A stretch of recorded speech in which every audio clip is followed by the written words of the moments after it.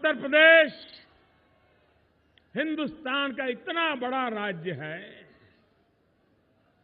अगर वह एक अलग देश होता तो जनसंख्या के हिसाब से दुनिया का 5वां देश कहा जाता।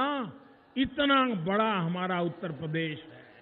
अगर उत्तर प्रदेश आगे बढ़ जाए, अगर उत्तर प्रदेश से गरीबी मिट जाए, अगर उत्तर प्रदेश से बेरोजगारी मिट जाए, अगर उत्तर प्रदेश से बीमारी मिट जाए, भाइयों बहनों, हिंदुस्तान के किसी कोने में गरीबी के लिए कुछ भी फिर करने की जरूरत नहीं पड़ेगी। हिंदुस्तान अपने आप आगे बढ़ जाएगा। अकेला उत्तर प्रदेश पूरे हिंदुस्तान को आगे ले जाए, इतनी ताकत रखता है। और इसलिए भाइयों बहनों, ये चुनाव कौन विधायक बने कौन न बने, कौन दल जीते कौन दल न जीते,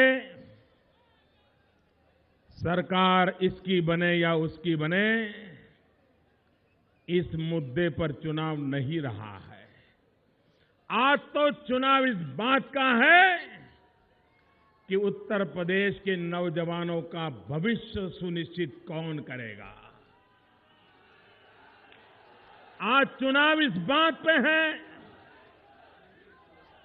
कि उत्तर प्रदेश की बहन बेटियों की सुरक्षा की गारंटी कौन देगा।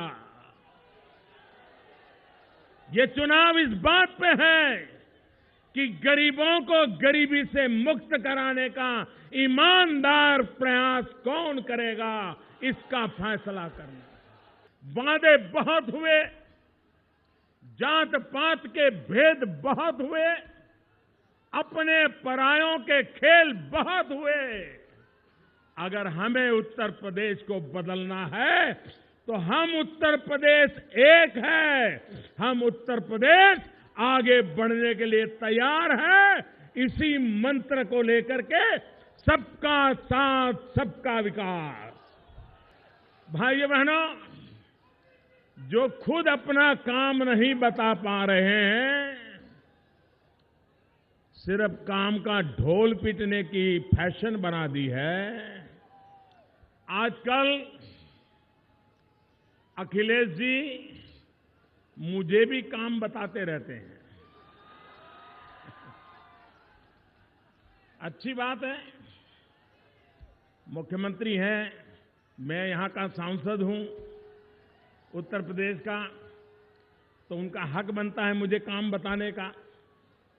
और अगर मुख्यमंत्री जी को काम बताए तो मुझे करना भी चाहिए। करना चाहिए कि नहीं करना चाहिए? अभी उन्होंने कहा कि मोदी जी जरा बिजली के तार को पकड़ करके तो देखो बिजली जाती है कि नहीं जाती है। भाइयों बहनों, मेरी बात छोड़ो, आपके अपने नए यार 27 साल यूपी बिहार ऐसे गले लगते हैं, ऐसे गले लगते हैं। भाइयों बहनों,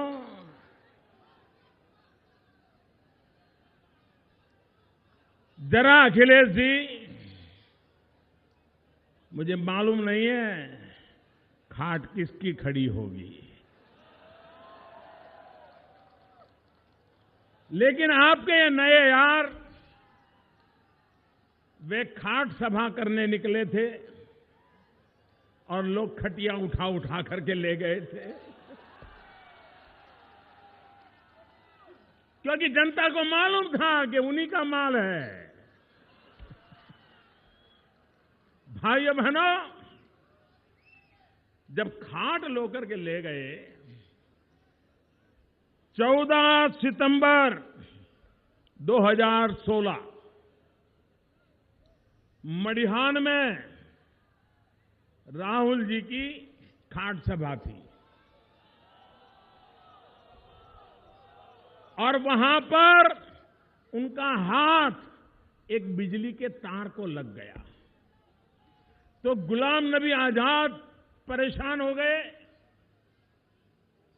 कि कुछ गड़बड़ न हो जाए, तो एकदम चिल्लाए, राहुल जी ये तार पे हाथ लग जाएगा तो मुसीबत हो जाएगी।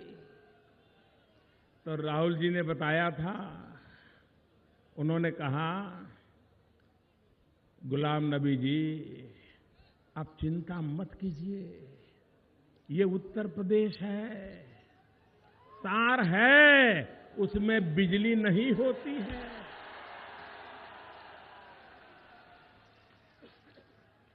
14 सितंबर 2016 का आपके इस नए यार का इसी मिर्जापुर इलाके में इकरार किया गया बयान है। क्या अब मुझे तार को छूने की जरूरत है? क्या मुझे छूने की जरूरत है कि नहीं है?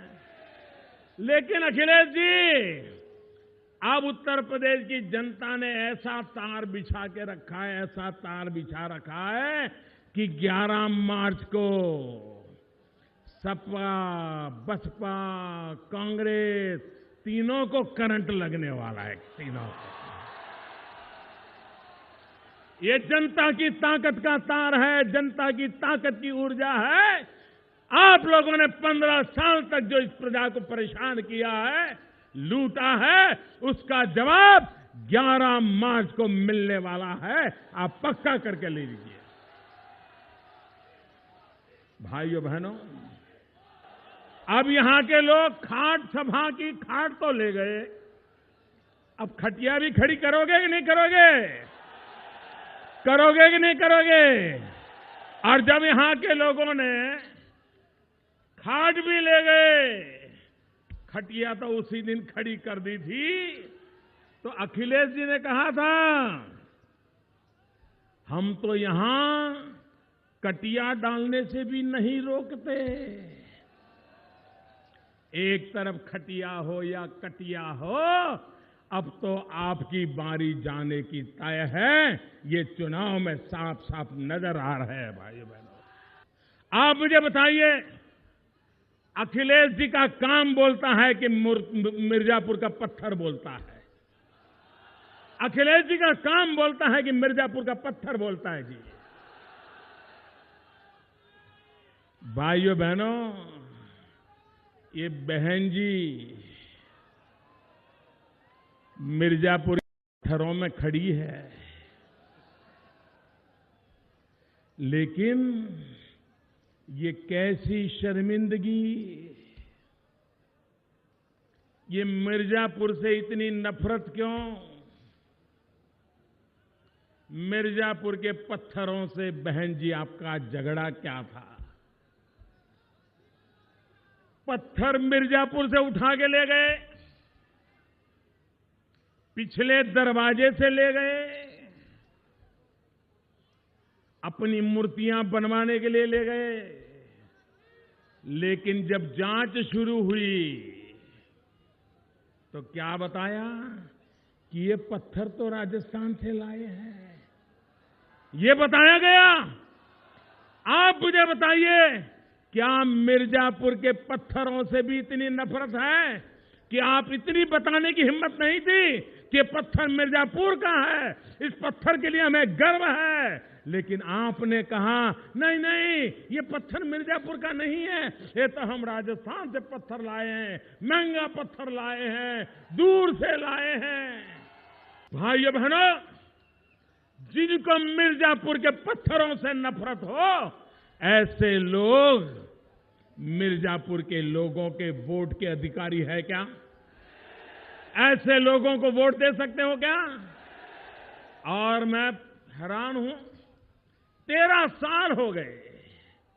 अरे पत्थरों को जड़ जड़ करके पुल बनाया होता तो शायद इन गांव वालों ने बढ़िया पुल बना करके 2 साल में खड़ा कर दिया होता।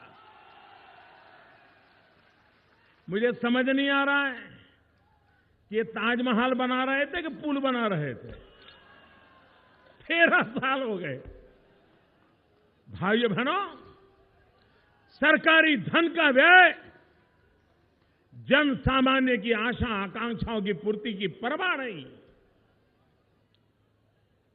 आप मुझे बताइए, यही पुल सैफई के आसपास बनाना होता तो क्या होता? 13 साल इंतजार करना पड़ता क्या? सैफई में कुछ करना होता तो 13 साल इंतजार करना पड़ता क्या? बहन जी को मूर्तियां बनानी होती तो 13 महीना भी इंतजार करना पड़ता क्या? ये आप लोग हैं जिसके कारण 13 साल तक सूंघ नहीं ली जाती। ऐसे लोग गुनहगार हैं आपके। और इसलिए भाइयों बहनों, इस चुनाव में मैं आप उत्तर प्रदेश, खासकर के पूर्वांचल के भाइयों बहनों को मैं आग्रह करने आया हूं, इन्हें इस चुनाव में चुन चुन करके साफ कर दीजिए। एक भी बचना नहीं चाहिए।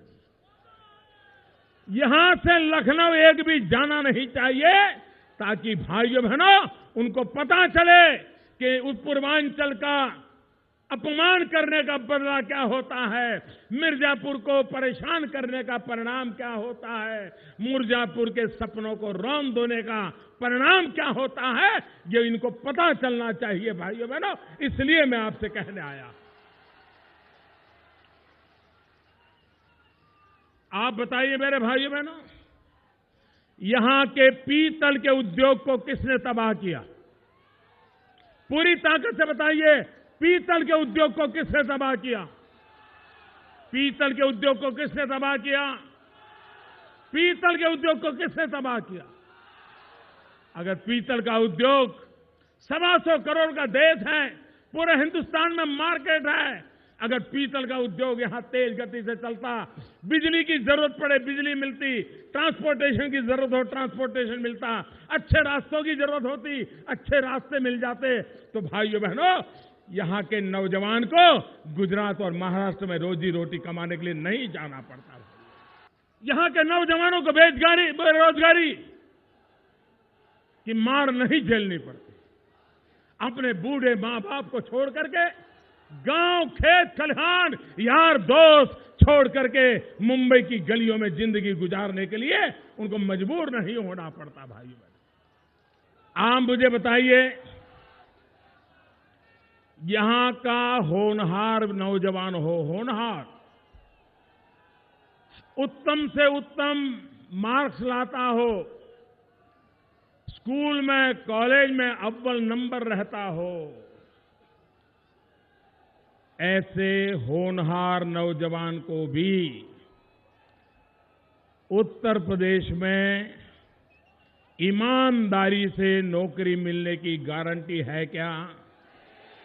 नौजवान को नौकरी मिलने की गारंटी है क्या? है क्या? कारण क्या है भाइयों? होनहार नौजवान भी रह जाता, उसका कारण क्या है? उसका कारण है भ्रष्टाचार, उसका कारण है भाई भतीजावाद, उसका कारण है भर्ती में भी जातिवाद का जहर घोल दिया जाता है। उसी का परिणाम है कि होनहार नौजवान भी नौकरी नहीं पाता है। भाइयों बहनों, न्यायालय ने, इलाहाबाद कोर्ट ने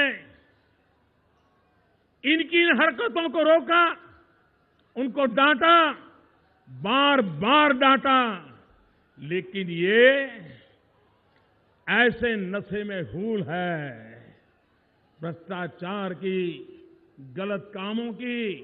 सरकार को ऐसी आदत लग गई है कि वे उत्तर प्रदेश को हर चीज का रेट लगा है। अगर थाने में शिकायत दर्ज करनी है तो इतना देना पड़ेगा, शिकायत दर्ज नहीं होने देनी है इतना देना पड़ेगा, नौकरी चाहिए इतना देना पड़ेगा, सरकार की पेंशन स्कीम का लाभ लेना है इतना पड़ेगा, राशन कार्ड निकालना है इतना देना पड़ेगा। रेट चलता है कि नहीं भाइयों? हर चीज का रेट चलता है कि नहीं चलता है? सारा काम पैसों से करने का रिवाज बन गया कि नहीं बन गया है? भ्रष्टाचार दिमक की तरह घुस गया है कि नहीं घुस गया है? उसके कारण मध्यम वर्ग और गरीब आदमी मरता है कि नहीं मरता है? मरता है कि नहीं मरता है? उसको बचाना चाहिए कि नहीं बचाना चाहिए? उसकी मदद करनी चाहिए कि नहीं करनी चाहिए? भ्रष्टाचार जाना चाहिए कि नहीं जाना चाहिए? भाइयों बहनों, उत्तर प्रदेश के भ्रष्टाचार का जब मैं सुनता हूं तो मुझे कवि अशोक चक्रधर की कविता में उन्होंने भ्रष्टाचार के भिन्न भिन्न रूपों का वर्णन किया है। उन्होंने कहा है कि 4 प्रकार के भ्रष्टाचार होते हैं। एक नजराना, एक शुक्राना, एक हकराना, एक जबराना। 4 प्रकार के भ्रष्टाचार उत्तर प्रदेश में फले फूले हैं। नजराना यानी काम कराने के पहले मुहूर्त का देना, मुहूर्त का। अच्छा ये रख लो, काम देख लेंगे। मुहूर्त का। शुक्राना, काम होने के बाद बहुत अच्छा किया, धन्यवाद, ले लो। हकराना, क्या समझते हो ये कुर्सी पे कौन बैठा है मालूम है? फाइल भी आगे नहीं बढ़ेगी। हक है हमारा, दे दो। ये हकराना वाले हैं। और चौथा है काम भी नहीं है, करना भी कुछ नहीं है, दे निकाल पैसे, जबराना। भाइयों बहनों, ये 4 प्रकार के भ्रष्टाचार से उत्तर प्रदेश में लेने वालों को आदत लग गई है, देने वालों की मजबूर है कि वो अगर देते नहीं है तो उनका जीना मुश्किल हो जाता है। ये हाल करके रखा है। और इसलिए भाइयों बहनों, ये नजराना हो, हकराना हो, शुक्राना हो, जबराना हो, इन सब की दवाई एक ही है। इन सब की दवाई एक ही है। भ्रष्टाचार के जो नजराना वाला प्रकार हो, शुक्राना वाला प्रकार हो, हकराना वाला प्रकार हो या जबराना वाला प्रकार हो, इन सब की मुक्ति का एक ही उपाय है, हराना। शुक्राना भी जाएगा हराना से, जबराना भी जाएगा हराना से। और इसलिए अब तक उनके पास 4 प्रकार थे, अब एक प्रकार आपके पास है भ्रष्टाचार से मुक्ति के लिए, और वो प्रकार है हराना। सपा बसपा कांग्रेस को हराना। भाइयों बहनों, अगर हमारे देश में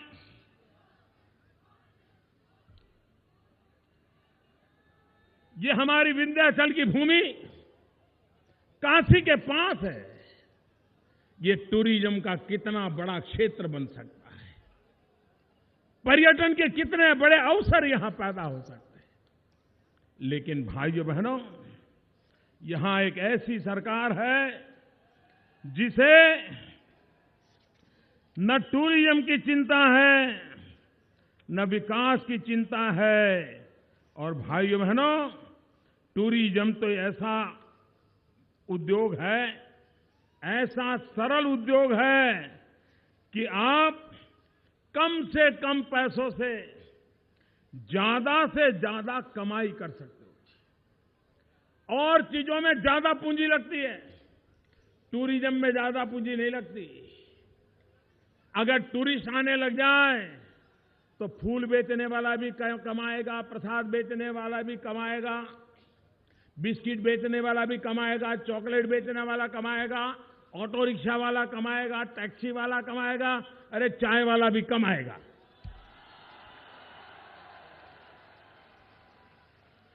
और इसलिए भाइयों बहनों, काशी के पास इतना समृद्ध इलाका हो, यहां पर एडवेंचर टूरिज्म की संभावना है।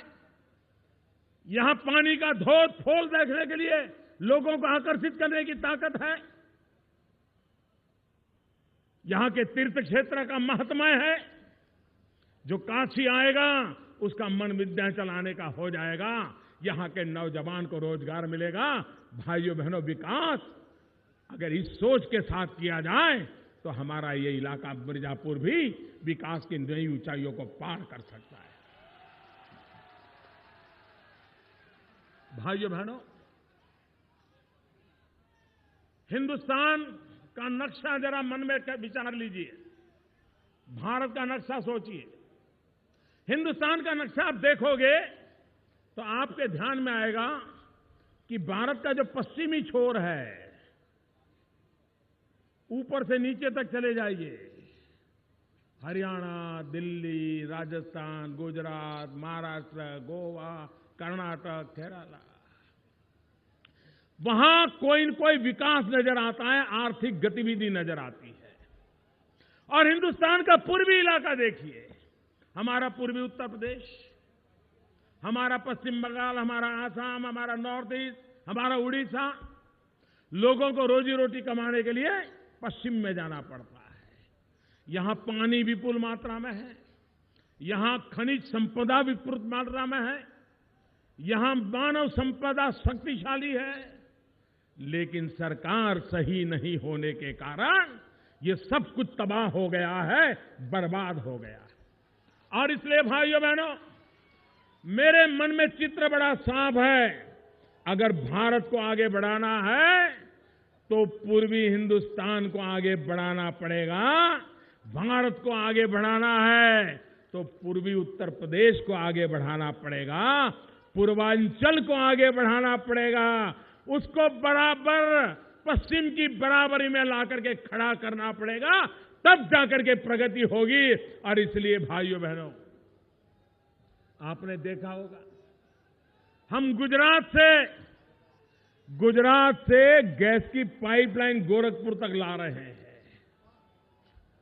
करीब करीब 2700 किलोमीटर लंबी पाइपलाइन,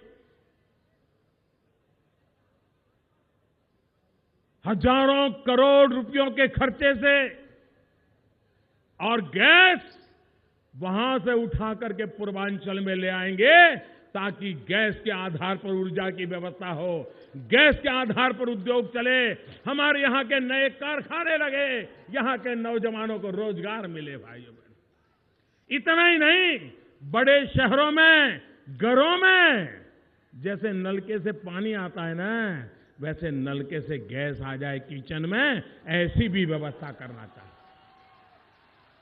हजारों करोड़ की लागत से काम चल रहा है भाइयों। और मैं बताता हूं, ये हमारे प्रधानमंत्री काल में इसको पूरा करके दूंगा। ये 13 साल ताजमहल में खर्चा कर रहा है, ऐसे नहीं करूंगा जी, वादे नहीं करता, काम करके दिखाता हूं भाई। जब हमारी सरकार बनी, हमने कहा आजादी के 70 साल हो गए, क्या कारण है कि हमारी मां बहनों को सोच जाना हो, सोच, तो भी वो चिंतित होती है। या तो सुबह जल्दी उठ के अंधेरी रात में शौच के लिए घर से बाहर निकलती है, या तो रात को सूरज ढलने के बाद निकलती है, और डर रहता है कहीं जंगल में जाते समय कोई गड़बड़ न हो जाए। क्या हमारी मां बहनों के लिए, गरीब मां के लिए एक शौचालय नहीं होना चाहिए? क्या हमारी मां बहनें आजादी के 70 साल के बाद सम्मान की जिंदगी न जी सके? भाइयों बहनों, लाल किले पर से बड़ी बड़ी बातें तो 50 साल से लोग सुनते आए।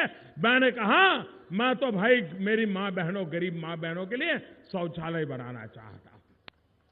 लोग मेरी मजाक उड़ा रहे थे, लेकिन आज हिंदुस्तान में करोड़ों परिवारों में शौचालय बनाने का काम चला। शौचालय बने, शौचालय बने वालों को रोजगार मिला। भाइयों बहनों, काम अगर तय करें तो समाज भी हमारे साथ चलने के लिए तैयार होता है। और इसलिए मेरे भाइयों बहनों, आपने देखा होगा, मैंने एक बार लाल किले से देश के वो लोग जिनका तनख्वाह अच्छा है, कमाई अच्छी है, घर में स्कूटर है, मोटरसाइकिल है और सब्सिडी नहीं मिले तो चलेगा, ऐसे लोग हैं। तो मैंने ऐसे लोगों को कहा, मैंने कहा आपको गैस की सब्सिडी में क्या रखा है? ये 250-300 रुपए की सब्सिडी की क्या जरूरत है? छोड़ दीजिए, गरीब के काम आएंगे पैसे।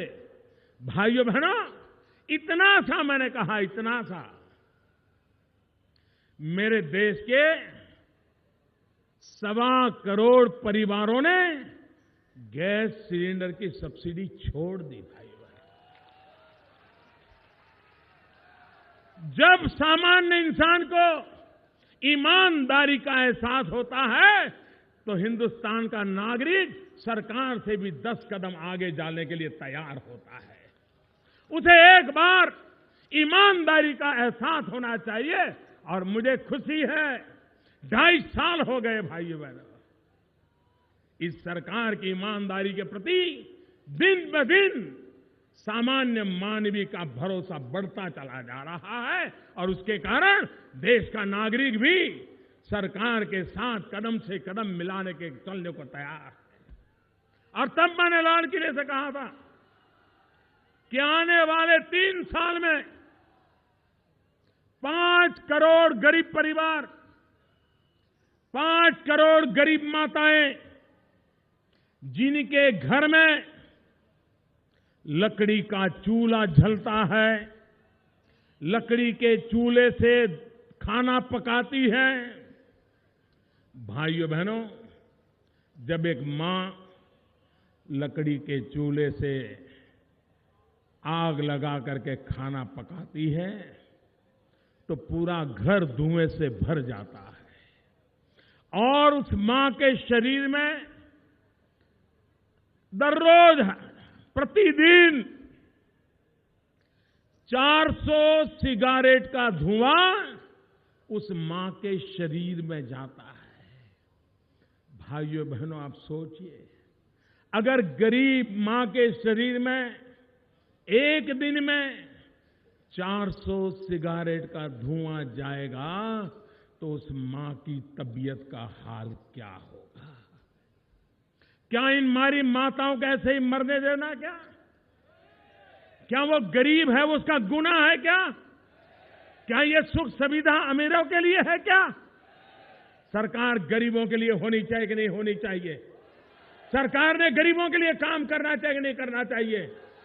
भाइयों बहनों, गरीबों की बातें करने वाली सरकारें बहुत आगे गई हैं। ये सरकार है जो गरीबों के लिए है और इसलिए है कि मुझे गरीबी देखने के लिए किताबें नहीं पढ़नी पड़ती है,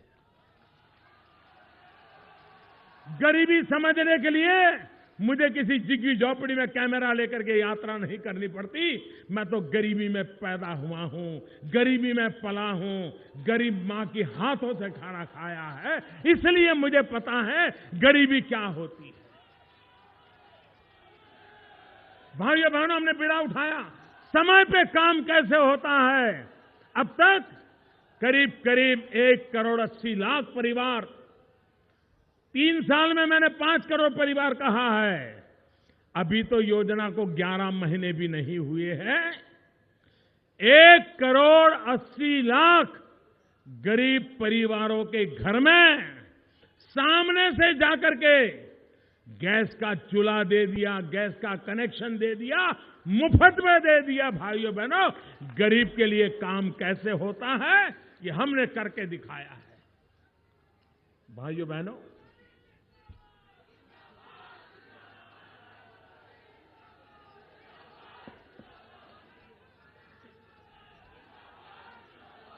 मेरे किसान भाई बहन,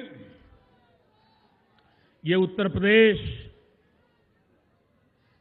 ये हमारा पूर्वांचल,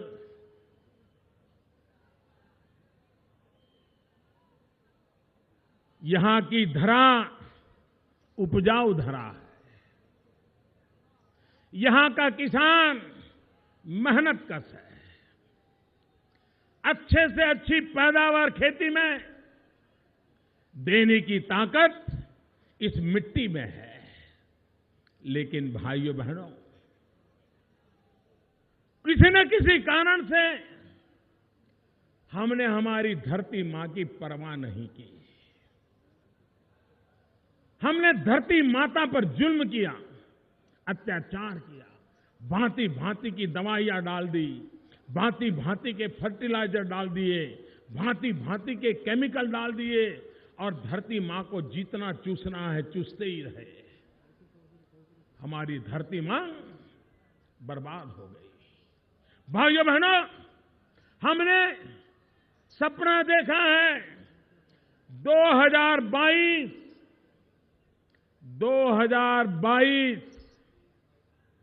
जब हिंदुस्तान की आजादी के 75 साल होंगे, हिंदुस्तान की आजादी के 75 साल होंगे, तब 22 आने तक हम हिंदुस्तान के किसानों की जो आय है, कमाई है, वो डबल करना चाहते हैं। भाइयों, डबल करना चाहते हैं। ये हमारा सपना है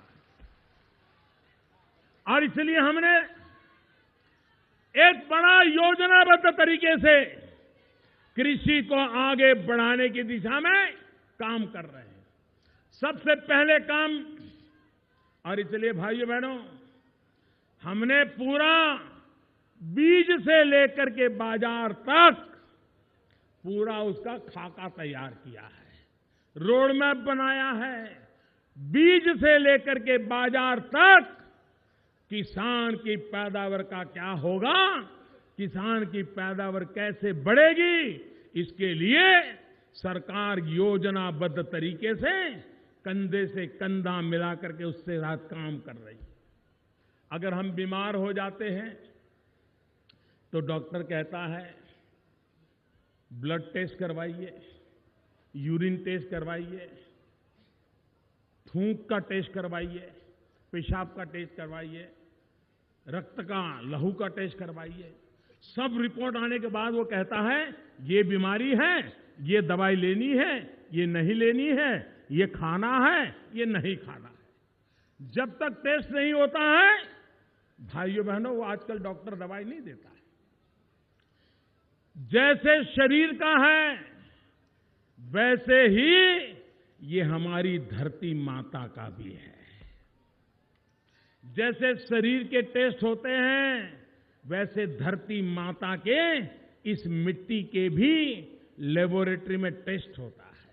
और इसलिए हमने सॉइल हेल्थ कार्ड निकाला। हर किसान के खेत की मिट्टी का नमूना लेकर के उसका परीक्षण करना, उस खेत में कोई बीमारी है क्या, धरती माता में कोई कमी है क्या, किस फसल के लिए वो मिट्टी ज्यादा उपयोगी है, कौन सी दवाई चलेगी, कौन सी नहीं चलेगी, कौन सा केमिकल फर्टिलाइजर चलेगा, कौन सा नहीं चलेगा, ये सारा रिपोर्ट उसमें आता है। फिर हम किसान को बताते हैं, देखो भाई, तुम आज तक तो ये फसल करते थे, लेकिन अच्छा होगा तुम्हारी जमीन में इस फसल के लिए ज्यादा ताकत है, अगर तुम ये फसल करोगे तो तुम्हारी पैदावार बढ़ेगी। हम बीज अच्छा मिले, जमीन की हिफाजत, बीज अच्छा मिले, इसके लिए सरकार निगरानी रखती है। छोटे से छोटे गांव तक सर्टिफाइड बीज मिले, इसके लिए सरकार व्यवस्था करती है। पानी, किसान को पानी मिल जाए तो किसान मिट्टी से सोना पैदा कर सकता है। ये ताकत होती है किसान में। नदियों में पानी है, बांध में पानी है, लेकिन खेत तक पानी पहुंचता नहीं है। हमने हजारों करोड़ रुपया लगा करके प्रधानमंत्री कृषि सिंचाई योजना के तहत खेतों तक पानी पहुंचाने का बड़ा अभियान चलाया है। पानी भी ज्यादा उपयोग होता है तो फसल बर्बाद होती है, इसलिए पानी भी ड्रिप इरिगेशन, स्प्रिंकलर, टपक सिंचाई, उस प्रकार से पानी लेने की किसान को आदत लगे।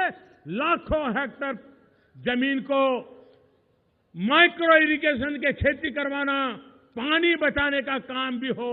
जब फसल तैयार होती हो, समय पर उसको यूरिया मिले। भाइयों बहनों, यूरिया का क्या हाल था? रात रात कतार में खड़ा रहना पड़ता था, फिर भी यूरिया नहीं मिलता था। काले बाजारी में यूरिया लाना पड़ता था, और कभी यूरिया लेने जाते थे तो उत्तर प्रदेश की सरकार की पुलिस डंडे मारती थी। भाइयों, काले बाजार वाले काले बाजारी में यूरिया बेचते थे। 2 साल हो गए, यूरिया की कतारें खत्म हो गई, काले बाजारी खत्म हो गई। किसान को जब चाहिए, जितना चाहिए, सरकारी दाम से सब्सिडी के साथ किसान को यूरिया मिलना चालू हो गया। भाइयों बहनों, पहली बार किसान के खाद में दाम कम करने का काम 30 साल के बाद पहली बार इस सरकार ने करके दिखाया है। भाइयों बहनों, हमने एक के बाद एक कदम उठाए। अब फसल हो जाए, यूरिया भी मिल जाए, फिर भी कोई प्राकृतिक आपदा आ जाए तो हमने प्रधानमंत्री फसल बीमा योजना लाई। प्रधानमंत्री फसल बीमा योजना, अगर बुआई भी नहीं हुई, बारिश नहीं हुई, पानी नहीं आया, प्राकृतिक आपदा आ गई, बुआई नहीं हुई, तो भी बीमा मिलेगा, ऐसा बीमा लाए। और मानो 16 आनी पाक हो गया, लेकिन अभी तक बाजार में पहुंचा नहीं है। खेत खलिहान में पड़ा हुआ है, अचानक ओले गिर गए, और फिर भाइयों बहनों, बनी बनाई पकी पकाई फसल बर्बाद हो जाए, किसान कहां जाएगा? हम ऐसी प्रधानमंत्री फसल बीमा योजना लाए हैं कि अगर पाक तैयार होने के 15 दिन के भीतर भीतर अगर खलिहान में पाक पड़ा है, और अगर कोई प्राकृतिक आपदा आ गई, आंधी आ गई, बारिश आ गई, ओले गिर गए, तो उसका भी बीमा मिल जाएगा। मेरे किसान को तबाह नहीं होने दिया जाएगा। ये काम हमने किया है। लेकिन भाइयों बहनों, आपके पड़ोस में मध्य प्रदेश है, आपके पड़ोस में छत्तीसगढ़ है, आपके पड़ोस में झारखंड है। उन राज्यों में प्रधानमंत्री फसल बीमा योजना का लाभ आधे से अधिक किसानों ले चुके हैं, लेकिन ये उत्तर प्रदेश में काम नहीं कारनामे वाली सरकार का हाल देखो। सिर्फ 14% किसानों ने ये फसल बीमा का फायदा उठाया। आप मुझे बताइए भाइयों बहनों, अगर ऐसा ही करोगे तो किसान को कौन मदद करेगा? और इसलिए भाइयों बहनों, मैं उत्तर प्रदेश भारतीय जनता पार्टी के भाइयों बहनों को बधाई देता हूं। मैं उत्तर प्रदेश भाजपा के नेतृत्व को बधाई देता हूं कि उन्होंने इस बार एक अहम फैसला किया है, अहम फैसला किया है। और उन्होंने कहा है कि जो छोटे किसान हैं, जिनका फसल का कर्ज है, भारतीय जनता पार्टी की सरकार बनने के बाद किसानों का कर्ज माफ कर दिया जाएगा।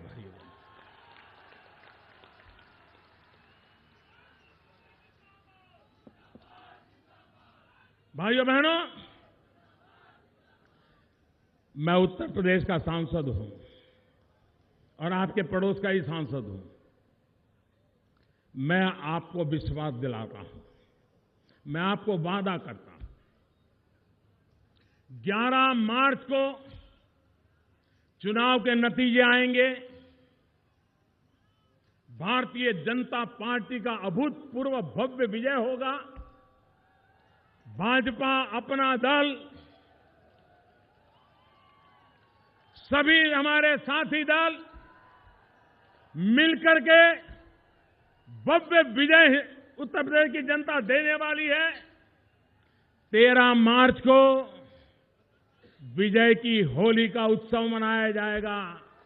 उत्तर प्रदेश रंग से रंग जाएगा।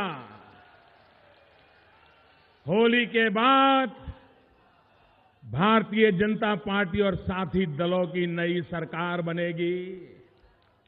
सरकार बनने के बाद पहली कैबिनेट की मीटिंग होगी।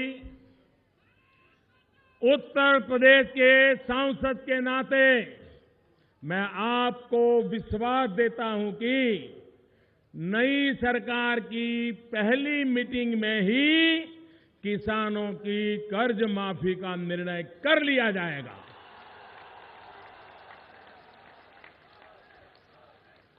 भाइयों बहनों, आज किसान बाजार में जाता है,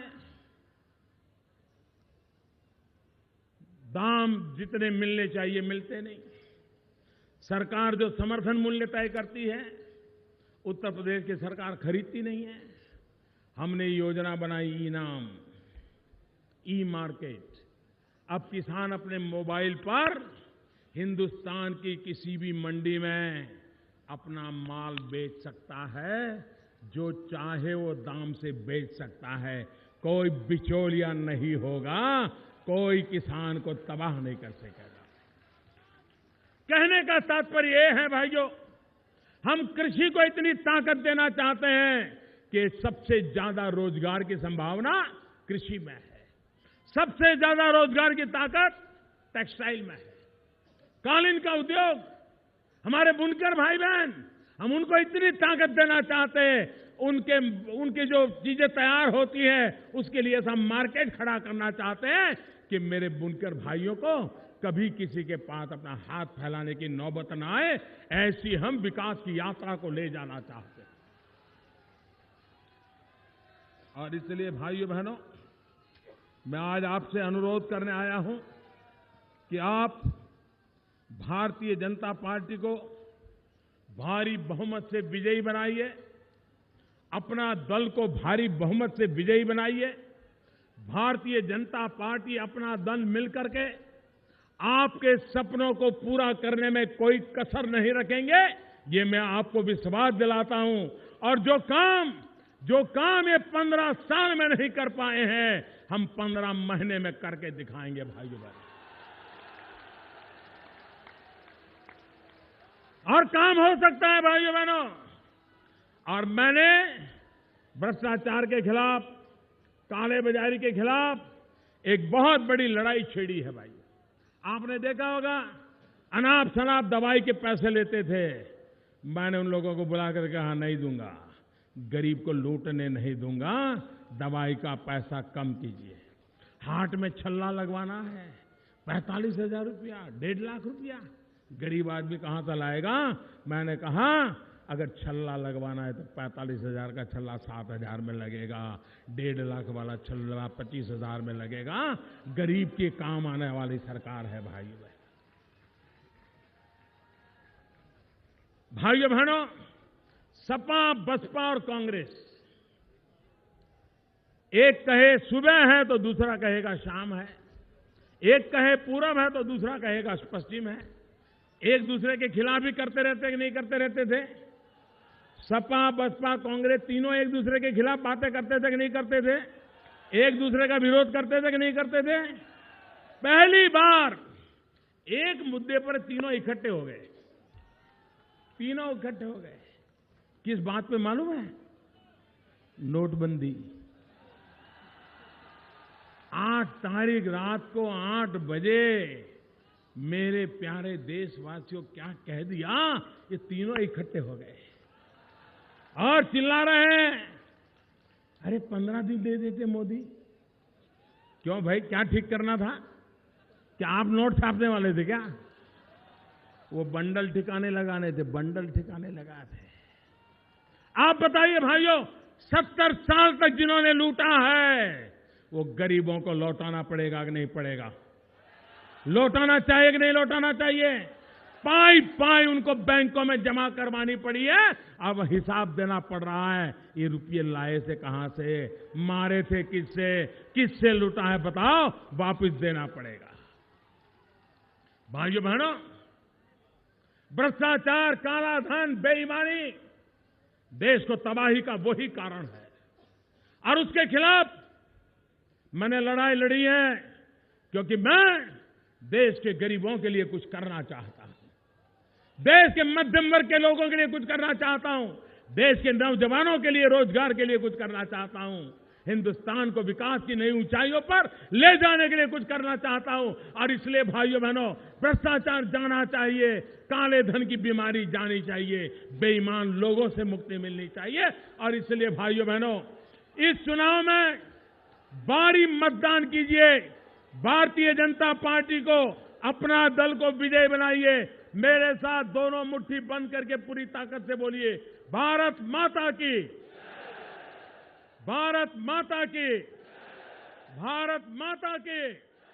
बहुत बहुत धन्यवाद। बैंक से कैश निकालना या बैंक में कैश जमा कराना वो केवल 4 बार ही कर सकते हैं। यदि 4 से अधिक आप एक महीने में करते हैं तो आपके ऊपर 150 रुपए प्रति ट्रांजैक्शन के हिसाब से कॉस्ट लगाई जाएगी। आपको 150 रुपए प्रति ट्रांजैक्शन के हिसाब से भुगतान करना पड़ेगा।